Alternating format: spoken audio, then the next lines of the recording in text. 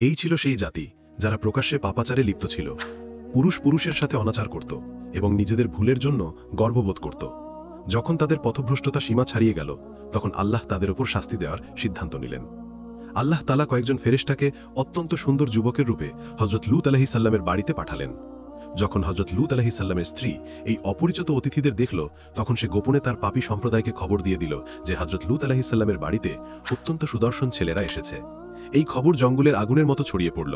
পাপী লোকেরা হযরত লূত আলাইহিস সালামের বাড়ির দিকে দৌড়ে এলো। হযরত লূত আলাইহিস সালাম কোলাহল শুনে চমকে উঠলেন। যখন সেই লোকেরা দরজা পর্যন্ত পৌঁছে গেল, তখন হযরত লূত আলাইহিস সালাম শেষবারের মতো তাদের বোঝাতে গিয়ে বললেন, আল্লাহকে ভয় করো এবং আমার অতিথিদের লজ্জিত করো না। তোমাদের মধ্যে কি কোনো বিচক্ষণ ব্যক্তি নেই? তারা হাসতে হাসতে বলতে লাগলো, যদি তুমি এই সুন্দর ছেলেদের আমাদের হাতে তুলে দাও, তাহলে আমরা চলে যাব। যখন হযরত লূত আলাইহিস সালাম অসহায় হয়ে কাঁদতে লাগলেন, তখন ফেরেশতারা বলল, হে লূত, ভয় পাবেন না, আমরা আল্লাহর ফেরেশতা। এই লোকেরা আপনার কোনো ক্ষতি করতে পারবে না। আপনি আপনার পরিবারকে নিয়ে এই জনপদ থেকে বেরিয়ে যান, আর কেউ যেন পেছনে ফিরে না তাকায়।